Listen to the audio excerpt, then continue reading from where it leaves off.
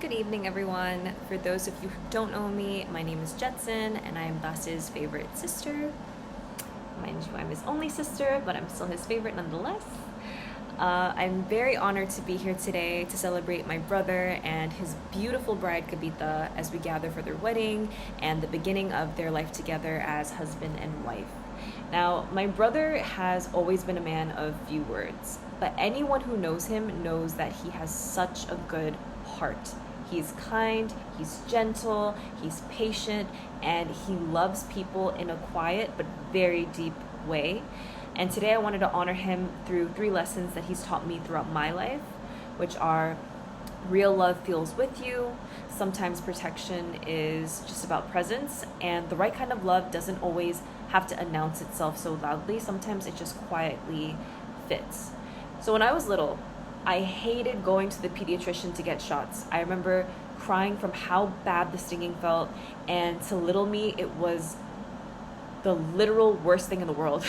But one of my earliest memories is of my brother crying with me. Even though he wasn't the one getting the shot, he somehow still felt my pain like it was his own.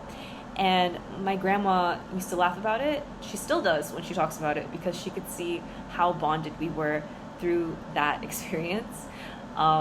Looking back, that memory says so much about who he is. Even as a younger boy, he's always felt things very deeply, especially for the people that he loves. And he's taught me that real love doesn't just watch your pain from across the room, it sits there with you and it carries it with you. And obviously, as life progressed and got more complicated than just shots, his way of loving me has still stayed the same. He still knew how to be there. Another example of this is when I was in high school. I went through a breakup that felt like the end of the world. And looking back now, I can laugh because I was definitely being dramatic. But in that moment, it felt real to me.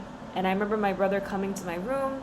He was sitting with me, he was holding me, and just letting me cry. You know, he listened to me talk in circles, and he comforted me when everyone else thought I was doing too much, which in hindsight I definitely was.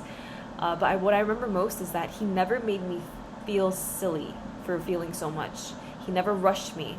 He never told me to get over it. He just sat there with me.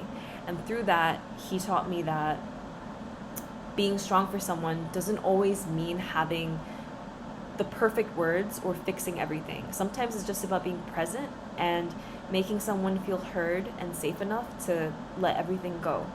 And that same patience is something that I got to see later on in the way that he loves Kapita. I remember when they first started dating, they didn't tell anyone, which makes sense because my brother's a very private person. But Kapita worked at my family shop. So I kind of knew that something was going on. You could tell after a few flirty glances exchanged, you could tell.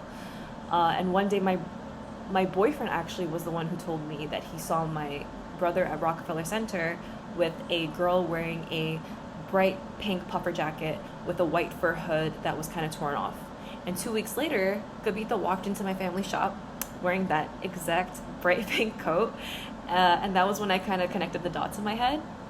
So eventually, when they were ready to be open about their relationship, I got to spend more time with them as a couple, and I saw how perfect they are for each other. Like, they are literally soulmates, if I've ever believed in them. Like, they just fit. And I remember asking my brother how he knew she was the one, and he said, because she hates to clean and I hate to cook.